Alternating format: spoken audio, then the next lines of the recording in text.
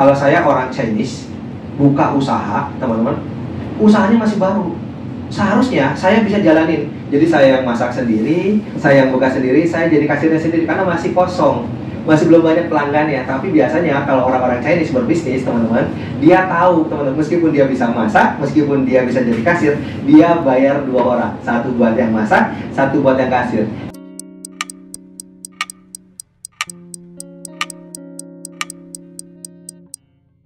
Cara melakukan self branding di bisnis asuransi jiwa. Silakan disimak dan praktek ya. Ada nggak bisnis asuransi jiwa duitnya nggak kembali, ada nggak? Ada ya. Kalau bisnisnya duitnya nggak kembali, kira-kira dia rugi nggak? Konsepnya maksudnya dia juga kembali karena dia bayar premi. Wah, ada yang yang disebut dengan asuransi tradisional. Tidak terjadi resiko, duitnya nggak kembali tuh. Kalau dia klaim. Yes. Tapi ada nggak? Kalau misalkan dia nggak klaim, duitnya hilang, ada nggak? Ada ya. Itu untung nggak kalau kayak gitu? Untung juga. Oke. Untungnya dari sisi apa? Oke, sehat. Contoh ya, teman-teman ya. Kalau kita mau rubah menjadi hal yang positif, seperti yang Mbak Dita tadi sampaikan, sebenarnya asuransi jiwa, tolong hati-hati ketika Anda bilang untung, dan untungnya secara materi. Karena asuransi jiwa lebih besar untungnya bukan bukan materi, tapi non materi, yaitu adalah ketenangan memberikan jiwa ketenangan. Peace of mind, Pak. Saya juga mungkin Silakan Bu. Wah, boleh dong, boleh. Silakan. Pakai mic dong, biar teman-teman yang di Zoom dengar Bu maksudnya Bu. Silakan Bu. Saya sharing. Ya, silakan. Saya pernah dapat nasabah MOC. MOC itu startingnya di usia 72. Yes. Kebetulan memang sehat sekali sampai sekarang pun. Jadi saya cuma bilang sama ibu, gimana sih Bu kok sampai sekarang sudah 11 tahun ya jadi nasabah. Sehat terus Bu. Masalahnya aku tenang loh pada gitu. Benar, jadi walaupun bagaimana, even itu per bulan udah di angka 16 juta per bulan, tapi aku tetap harus siapkan karena itu bikin saya tenang, bikin saya tetap sehat. Itu aja ya. Jadi saya sering kalau ke nasabah yang udah agak sepuh gitu ya, sama yang agennya, itu yang saya sampaikan gitu. Itu aja sih. Berikan oleh tuh, ini real ya teman-teman ya yang disampaikan oleh Bu Nunuk. Sekarang saya mau tanya ke teman-teman. Kalau saya punya satpam, bayar satpam setiap bulan. Rumah saya aman setiap bulan karena ada satpamnya. Jadi nggak ada kemungkinan ada maling, karena maling ketika lihat ada satpam, ada satpamnya ini. Nggak datang nih gitu ya. Nggak jadi maling deh. Kira-kira saya bayar satpam nggak ada kemalingan setiap bulan, saya rugi nggak? Enggak. Apa yang saya dapat? Seperti yang tadi Bu disampaikan tadi, ketenangan, pikiran dan jiwa. Teman-teman harus tahu cara bermain asuransi seperti itu. Bahkan teman-teman, para pebisnis asuransi jiwa sebelumnya tuh kadang-kadang ngeriletin dengan bisnis. Gimana cara ngeriletin dengan bisnis? Kayak gini teman-teman. Selamat pagi. Dapat jawaban. Selamat pagi. Pagi. Masih belum dapat jawaban. Selamat pagi. Pagi. Teman-teman, tahu nggak? Kalau saya orang Chinese, buka usaha, teman-teman, usahanya masih baru. Seharusnya saya bisa jalanin. Jadi saya yang masak sendiri, saya yang buka sendiri, saya jadi kasirnya sendiri karena masih kosong. Masih belum banyak pelanggannya. Tapi biasanya kalau orang-orang Chinese berbisnis, teman-teman, dia tahu, teman-teman, meskipun dia bisa masak, meskipun dia bisa jadi kasir, dia bayar 2 orang. Satu buat yang masak, satu buat yang kasir. Kira-kira sebulan, teman-teman, sebulan, kalau dia baru buka usaha, anggap mie ayam, kira-kira udah banyak gak pelanggannya? Belum. 2 bulan udah banyak gak pelanggannya? Belum. 3 bulan udah banyak gak pelanggannya? Belum. Tapi masih tetap bayar gak gaji 2 orang tadi? Betul. Kenapa kayak gitu? Karena pebisnis khususnya yang Chinese, saya bilang yang orang Chinese jago-jago nih kan, khususnya yang Chinese, dia tahu kalau dia masak sendiri, buka usahanya sendiri, ada nggak di waktu-waktu dia lelah atau capek? Iya. Ada nggak di waktu-waktu dia harus tutup tokonya? Apa yang terjadi kalau orang pada akhir tahu ada toko mie ayam, tiba-tiba hari ini tutup, nggak jadi datang, kira-kira ke toko mie ayam sebelah nggak?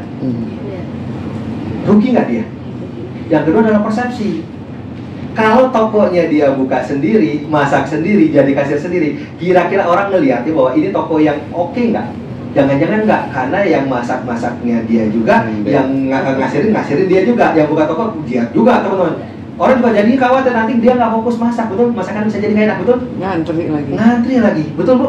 Tuh, makanya teman-teman, orang-orang sebenarnya kalau punya mental berbisnis nggak ada masalah. Saya bayar orang, dia belum ada omsetnya, dia belum ada nasabahnya, dia belum ada customernya, saya tetap bayar orang nggak apa-apa. Yang penting satu, orang tahu bahwa toko saya tetap buka dengan ada 2 orang ini.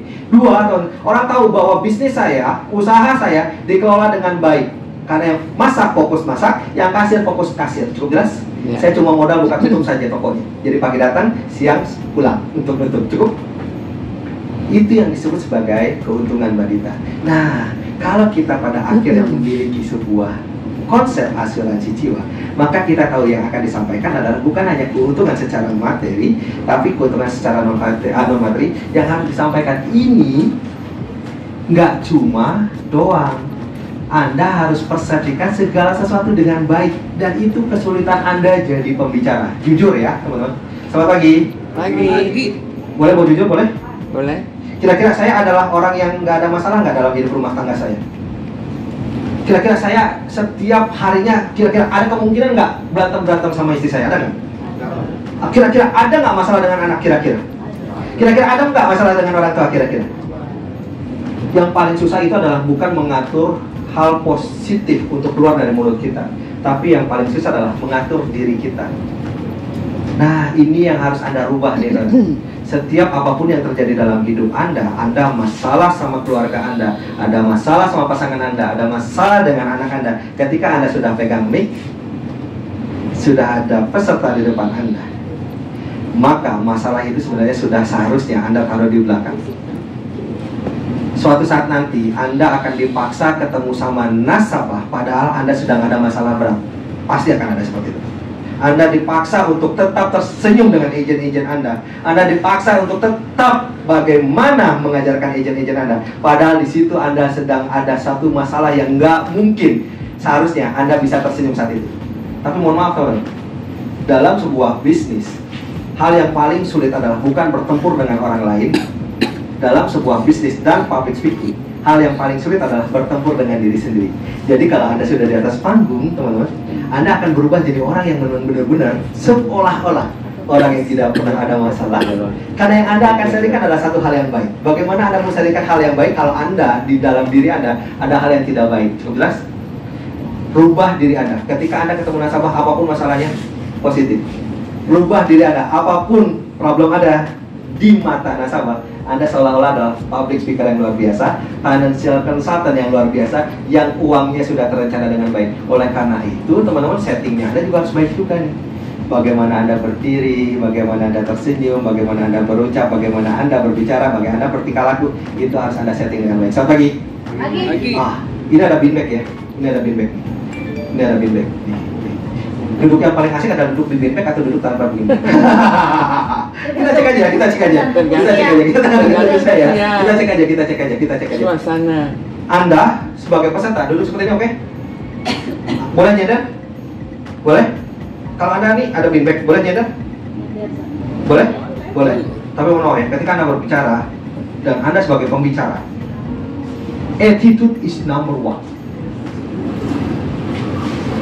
Kursi ini memungkinkan Anda untuk ke belakang karena setting untuk belakangnya tidak tegak, tapi ke belakang. Suatu saat nanti Anda akan bicara di panel, akan ada moderator dan Anda adalah pembicara. Hati-hati ya, meskipun belum mulai sesinya, masih MC berbicara di depan, masih pembicara lain di depan. Tapi ketika ada momentum Anda seperti ini, dengar pembicara lain berbicara, dengar MC berbicara, dan ketika Anda sudah berbicara, jangan salahkan kalau ternyata peserta Anda tiba-tiba duduknya sama seperti Anda, karena Anda sudah setting seperti itu. Cukup jelas? Pembicara yang luar biasa adalah kalau dia tahu ada sesi 2 jam, meskipun dia bicara 30 menit, dia tahu bahwa 2 jam itu bukan hanya miliknya MC, bukan milik pembicara lain, tapi miliknya dia. Maka dia tahu bagaimana seharusnya dia tetap simpan handphonenya, dia tetap duduk tegak, dia tetap menghormati pembicara. Karena suatu saat dia akan berbicara, dia butuh dihormati, dia butuh untuk orang lain tidak melihat handphone. Setuju? Setuju. Nah, ini cara bermainnya teman-teman. Cukup jelas ya? Nggak akan pernah orang bisa dihormati kalau kita tidak menghormati. Nggak akan pernah mau orang mendengarkan kita kalau kita tidak pernah mendengarkan. Thank you.